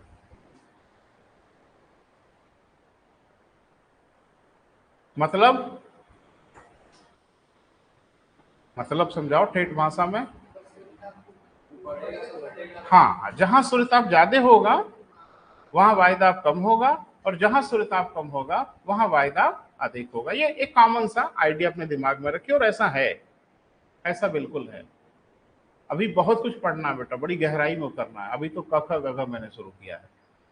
अभी हम वाक्य बनाना सीखेंगे। वाक्य के बाद हम फिर आपको पहले शब्द बनाना सीखेंगे, फिर वाक्य बनाना सीखेंगे, फिर भाव समझेंगे। लड़ाई बड़ी है। तो अभी हम आपको एबीसीडी सिखा रहे हैं, पहले ये क्लियर हो जाए, फिर शब्द बनाएंगे, शब्द बनाना सीख लेंगे तो फिर वाक्य बनाएंगे, पूरी कहानी लिख डालेंगे। क्लियर है बेटा? ये तय हो गया। अब आगे बढ़िए, एक हेडिंग बनाइए, पवन। बेसिक चीजों को पहले क्लियर किया जाए बेटा। पवन, विंड,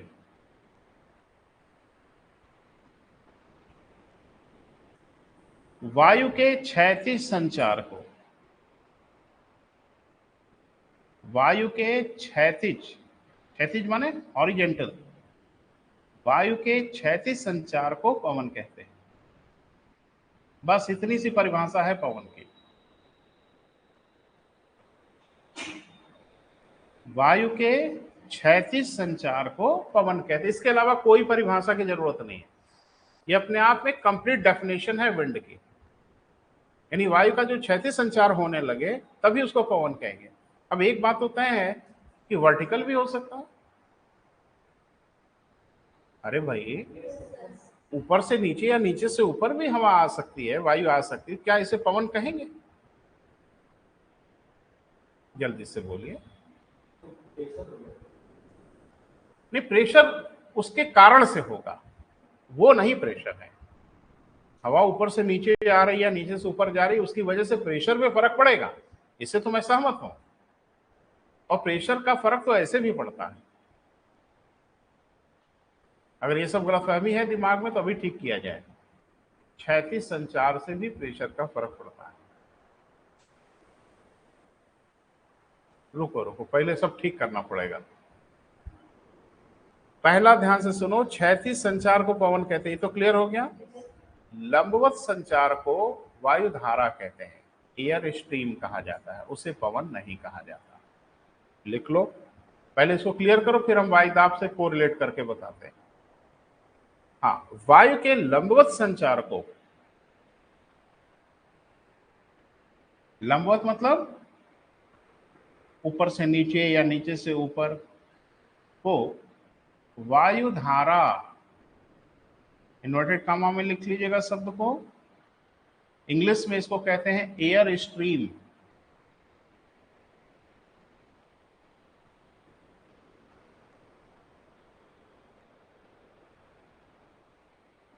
कहते हैं। ठीक है, अब आइए भैया, वो सब जो छोटी मोटी परेशानी है पहले उसको क्लियर कर।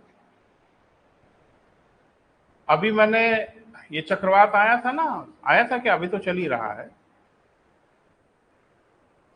तो मैंने ये सुना था वो एनडीआरएफ और एसडीआरएफ वगैरह के लोग वहाँ हैं, नेवी है, आर्मी है, सब वहाँ डिप्लॉयड है। तो मैंने सुना कि वहाँ लोगों से ये कहा गया कि बहुत जोर की जब आंधी चले, हवा बहुत तेज चलने लगती है, साइक्लोन में हवाएं तेज होने लगती है। और यहाँ गांव देहात में हम लोगों के यहाँ भी आंधी वांधी आती है, बड़ी तेज तो अभी दिखी नहीं, लेकिन बचपन में काठो जरूर देखा होगा आपने, बहुत तेज आंधी। हमने भी देखा, बहुत तेज आंधियां चलती हैं कभी कभी। अब इधर 4 6 10 सालों में उतनी तेज आंधी मैंने तो नहीं देखा इधर, लेकिन बचपन में खूब हम लोग देखे थे। आम के सीजन में खूब आंधियां आती है और बच्चे सीधे भागते हैं आम के बगीचे की तरफ, खूब आम आम गिरते हैं, है ना।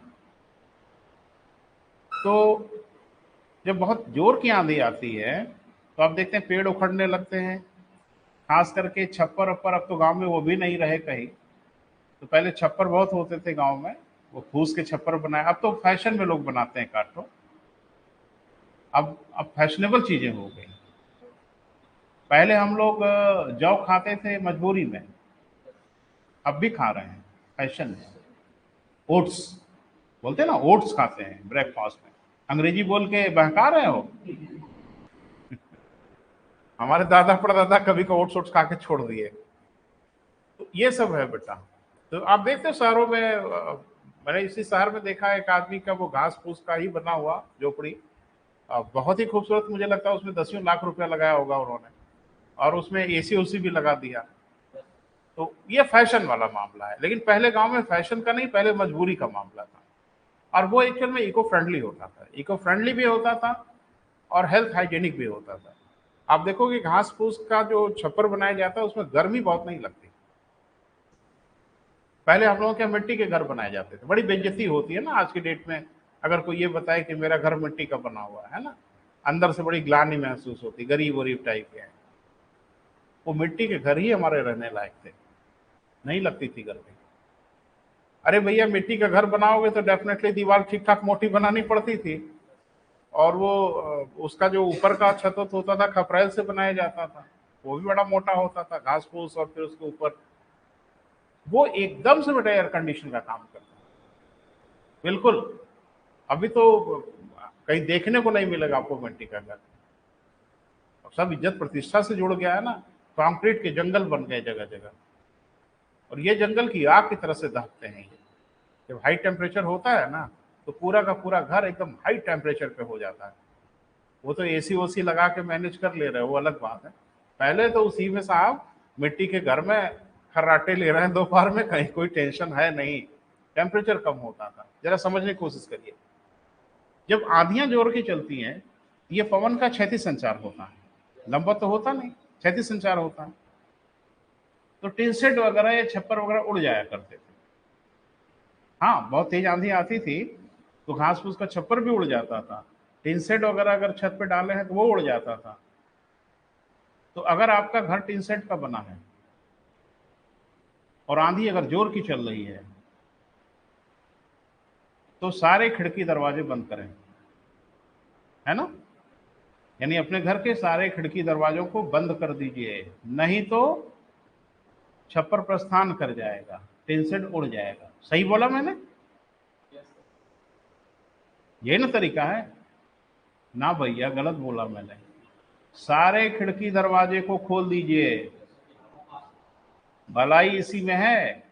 और अगर आपने सारे खिड़की दरवाजों को बंद किया और छत टिन शेड का है, तो टिन शेड भी कुलाचे भरने लगेगा, वो भी कहेगा हम भी चलते हैं तुम्हारे साथ, निकल लेगा वो भी। ऐसा क्यों? मतलब नहीं समझ पा रहे हैं, जरा समझाइए, बहकाइए मत। अगर विजन क्लियर है तो स्पष्ट बात करिए, और बहकाने का मैटर तो बहुत है। अब इतना तो समझदार आप लोग है, वाइदाब की बात हो रही तो कुछ उसी से रिश्ता होगा। वो रिश्ता कैसा है मुझे समझाइए। जहाज क्यों उड़ जाता है? सारा खेल पवन का है। हेलीकॉप्टर उड़ता है, बात समझ में आती है, उसमें पंखा संखा होता है। जहाज क्यों उड़ जाता है, उसमें तो पंखा मैंने नहीं देखा। एक ने कहा मैंने देखा सर आगे छोटा सा पंखा रहता है। अरे भैया एकदम नाक दम मत करिए, आगे छोटे से पंखे से जहाज उड़ जाएगी। आगे छोटा सा पंखा किसी अन्य कारण से होता है।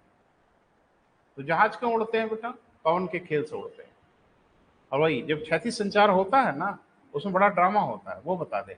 अगर किसी सरफेस से हवा तेजी से गुजर रही है क्षैतिज रूप से, वायुदाब को घटा देती। किसी सरफेस से अगर हवा तेजी से गुजर रही है और नीचे के सरफेस से तेजी से नहीं गुजर रही है, तो ऊपर वायुदाब कम हो जाएगा, नीचे वायुदाब ज्यादा हो जाएगा, लिफ्ट कर देगा वो। और जहाज के साथ होता भी यही है कि हवा तो सामने से विंग पे आती ही है, लेकिन एक हवा विंग के ऊपर से गुजरती है और एक हवा विंग के नीचे से गुजरती है। विंग के नीचे एकदम फ्लैट रखा जाता है, ऊपर थोड़ा कर्व दिया जाता है, वो हवा कर्व से होके गुजरती है और ये सीधे गुजरती है। कर्व वाली हवा तेज चलती है क्योंकि इसके साथ उसको पहुंचना होता है, और ऊपर वाली तेज महसूस होने लगती है, वायुदाब घट जाता है, नीचे के विंग के नीचे वायुदाब अधिक हो जाता है, प्लेन टेक ऑफ कर जाता है, हवा में निकल जाता है। थोड़ा सटर पटर होता है, उसको भी थोड़ा टेढ़ा मेढ़ा कर देते हैं, वो अलग चीज है। हेलीकॉप्टर का दूसरा फंक्शन है उड़ने का, लेकिन सारा खेलते हैं वायुदाब के साथ ही। सारा जो गेम होता है वो वायुदाब के साथ ही होता है, वो छोड़ दीजिए। तो ध्यान रखिएगा, अगर आपके टिन सेट के ऊपर हवाएं बहुत तेजी से गुजर रही हैं और आंधी होगी तो तेजी से गुजरेंगी, मैं ऊपर की बात कर रहा हूं, तो वायुदाब घटा देंगे। और आपने खिड़की दरवाजा अगर बंद किया सब, तो नीचे वायुदाब हो जाएगा ज्यादा उसकी तुलना में, और ये वायुदाब उठा देगा नीचे से ही छत को। सुन रहे हैं? आपकी छत को उठा के उन्हीं के हवाले कर देगा कि ले जाओ नालायक की छत।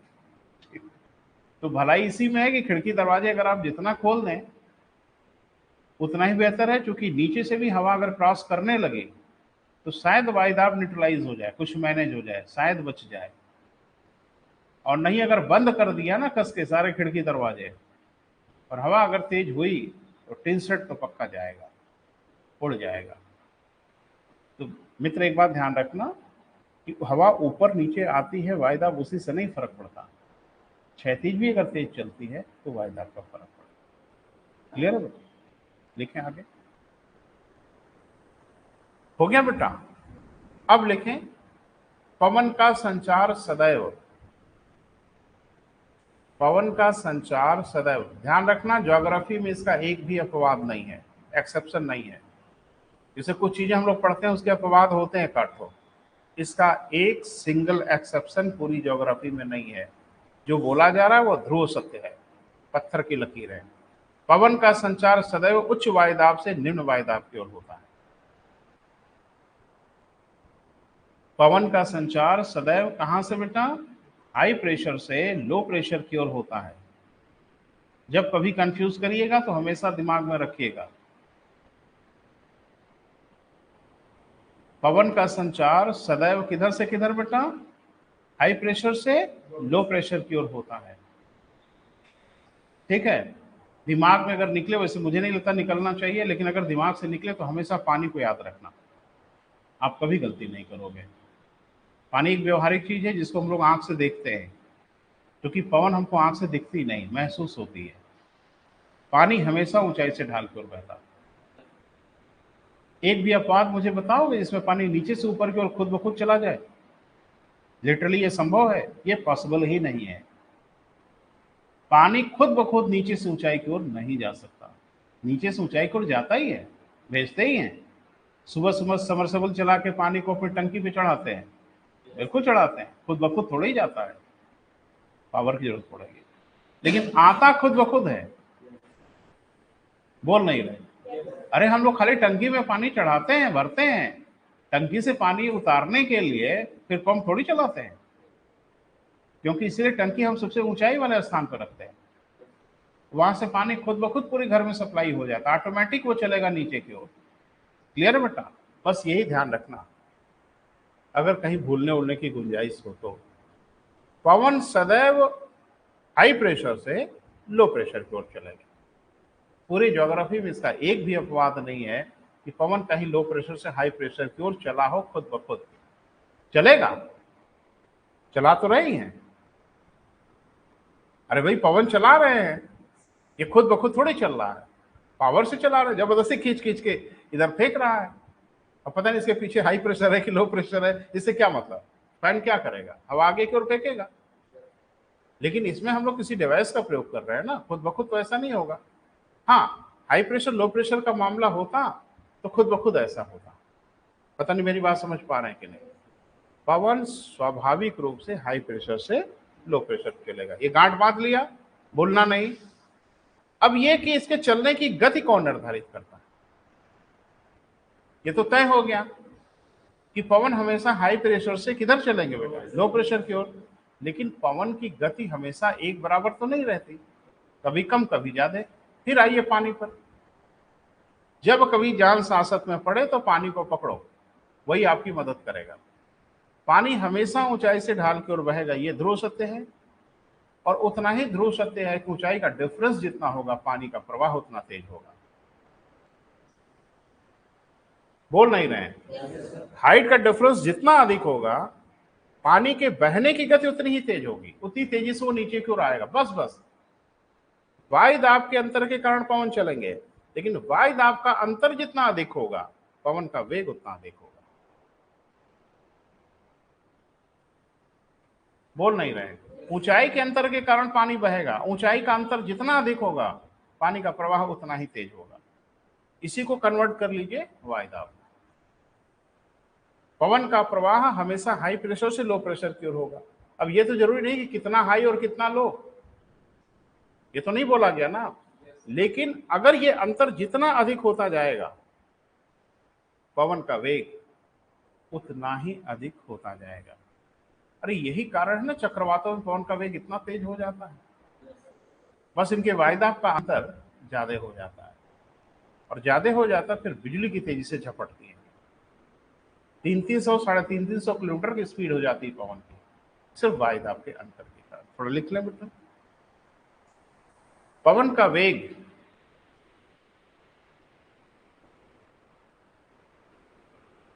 वायुदाब के अंतर से निर्धारित होता है।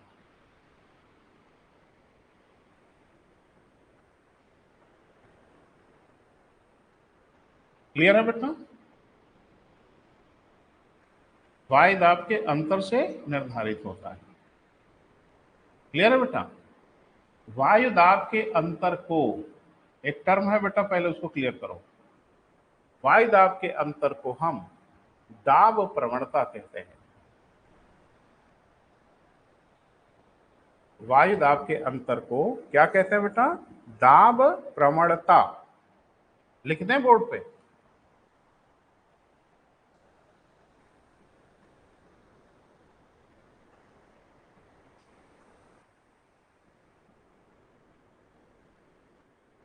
जिसको हम लोग कहते हैं प्रेशर ग्रेडियंट। क्या कहते हैं बेटा? Pressure gradient. ठीक है। प्रेशर ग्रेडियंट सिर्फ ये बताता अंतर। थोड़ा सा बेटा समझिए प्लीज। प्रेशर ग्रेडियंट ये नहीं बताता कि कहाँ ज्यादा है कहाँ कम है। क्लियर है? सिर्फ वो बता देगा कि दो स्थानों के बीच में अंतर इतना है। कहाँ ज्यादा है कहाँ कम है नहीं बताएगा। जैसे हम कहें आप और आपकी आय में क्या अंतर है, मान लें, तो किसी ने कह दिया कि 4,000 रुपए का अंतर है। ये 4,000 क्या है? आपकी आय और आपकी आय के बीच का अंतर है। अब इसे ये क्लियर नहीं हो रहा है कि किसका ज्यादा है किसका कम है। ये हो रहा है क्लियर? नहीं क्लियर हो रहा है। ये सिर्फ ये बता रहा है कि दो स्थानों के बीच में वायुदाब का अंतर है। उस अंतर को हम लोग ज्योग्राफी में क्या कहते हैं? दाब प्रवणता। अब दाब प्रवणता जितनी अधिक होगी, पवन का वेग उतना अधिक होगा। ये अलग बात है कि किधर से किधर होगा, और किधर से किधर होगा ये पहली लाइन में बताया जा चुका है, हाई प्रेशर से लो प्रेशर की ओर। क्लियर हुआ बेटा? अब दाब प्रवणता जितना अधिक होता जाएगा, पवन का वेग उतना ही अधिक होता जाएगा। क्लियर है बेटा? लिखें, दाब प्रवणता जितना अधिक होगा, पवन का वेग उतना ही अधिक होगा।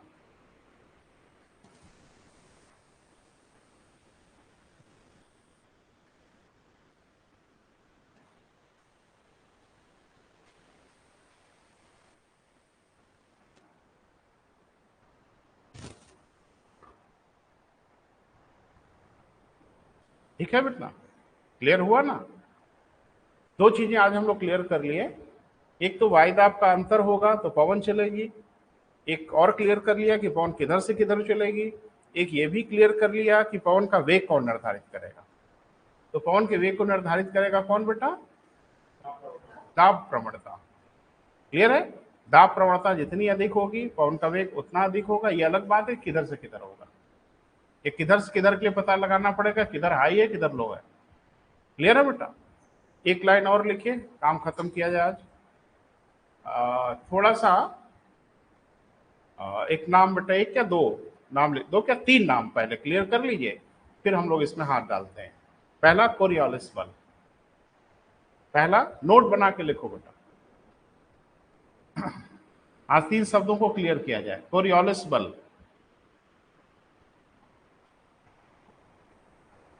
इसको इंग्लिश में कहते हैं कोरियोलिस फोर्स। कोरियोलिस वैज्ञानिक का नाम है बेटा, यानी किसी व्यक्ति का नाम है, उसको लेके बहुत परेशान मत होइएगा, है ना। यानी एक फोर्स की कल्पना की गई है जिसका पता लगाया था कोरियोलिस ने। ठीक है, तो नाम उनको दिया जाता है क्या? उन्हीं के नाम पे नाम दे दिया गया कोरियोलिस बल। थोड़ा दो लाइन लिखें।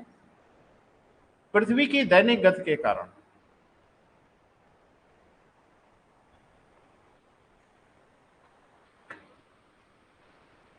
पृथ्वी की दैनिक गति के कारण पवन तथा समुद्री धाराएं, तो समुद्री धाराएं भी चपेटे में आ गई, पढ़ तो पवन रहे थे हम लोग। पवन तथा समुद्री धाराएं अपने मूल मार्ग पे नहीं चल पाती।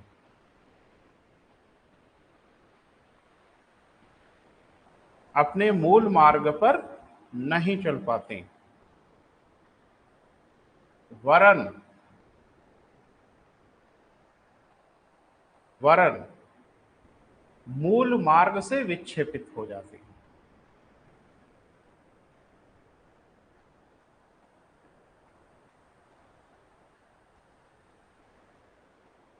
मूल मार्ग से क्या हो जाती है बेटा? विक्षेपित हो जाती, माने हट जाती है, विचलित हो जाती है। क्लियर है? डाइवर्ट हो जाती है। जो रास्ता है उनका, उस रास्ते पे नहीं चल पाती, उस रास्ते से हट जाती है। किसके कारण?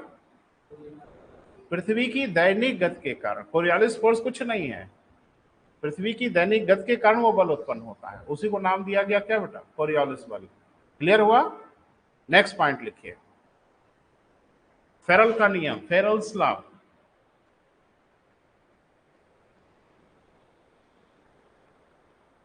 कोरियोलिस बल के कारण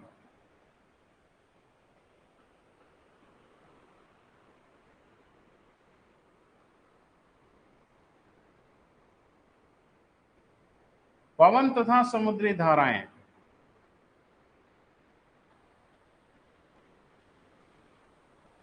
उत्तरी गोलार्ध में अपने मार्ग से दाहिनी ओर,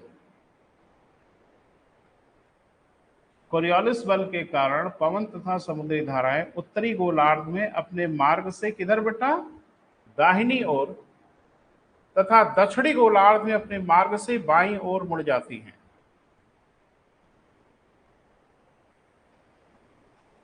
भूलिएगा नहीं, दक्षिणी गोलार्ध में अपनी मार्ग से किधर बेटा? बाईं ओर मुड़ जाती है। ज्योग्राफी में इसका भी अपवाद नहीं है कहीं। ठीक है बेटा? उत्तरी गोलार्ध में अपने मार्ग से दाहिनी ओर और दक्षिणी गोलार्ध में अपने मार्ग से बाईं ओर मुड़ जाती हैं। ठीक है बेटा? क्यों? कोरियोलिस बल के कारण। कोरियोलिस बल क्यों? पृथ्वी की दैनिक गति के कारण। तो पृथ्वी की दैनिक गति के कारण कोरियोलिस बल, और कोरियोलिस बल के कारण पवन व समुद्री धारा के मार्ग में विचलन, या यूं कहे ठेठ भाषा में, पवन व समुद्री धारा के मार्ग में विचलन पृथ्वी की दैनिक गति के कारण ही होता है। क्लियर है? कोरियोलिस बल को बीच में हटा के सीधा जोड़ लो तो क्लियर है। एक और नियम लिख लो, आज की क्लास खत्म करें। बाइस बैलेट का नियम, बाइस बैलेट।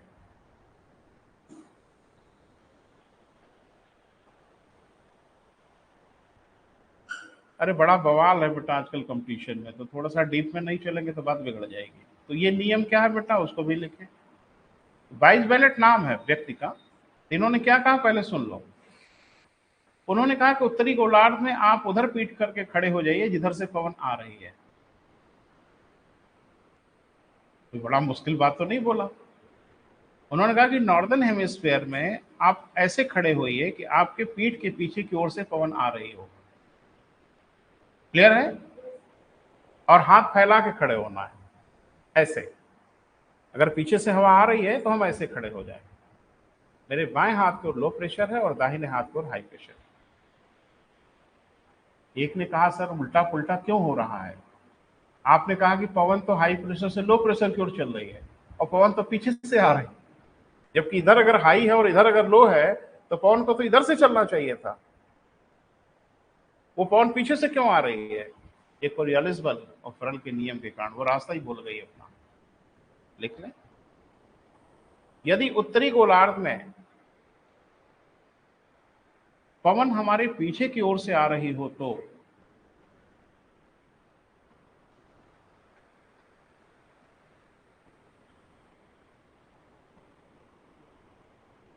हमारे बाईं ओर लो प्रेशर तथा दाहिनी ओर हाई प्रेशर।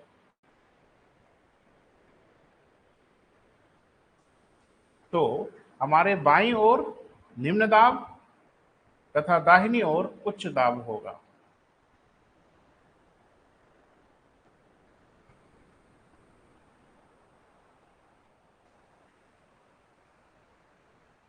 ठीक है?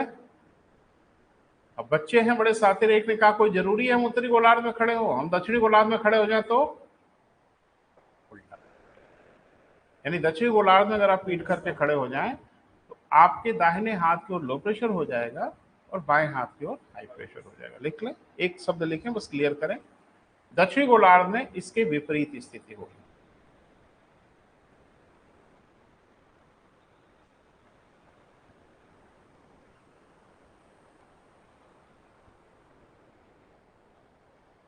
ठीक है बेटा? तो थोड़ा थोड़ा हम लोग आगे बढ़े हैं बेटा, है ना? अब कल वायुदाब की पट्टी वगैरह कहाँ कहाँ, कल मतलब जब भी नेक्स्ट लेक्चर आएगा, वायुदाब की पट्टियां क्या है, पवन संचार कैसे होगा, उसमें फेरल्स लॉ का जो है उसका फिर आएगा, और फिर एक विलियम हेडली आए थे जो सबसे पहले संभवतः 1735 में उन्होंने पवन के संचार को समझाने का प्रयास किया था, उसको हेडली सेल कहते हैं। फिर बाद में फेरल वगैरह जब ये नियम सब आया तो फिर उसमें गड़बड़ी हो गई, तो फिर उन्होंने ट्राई सेलुलर थ्योरी दिया, त्रिकोशिकीय सिद्धांत दिया। ये सब पढ़ लेंगे बेटा, फिर पवन के प्रकार पढ़ेंगे। आज यहीं तक बेटा, थैंक यू।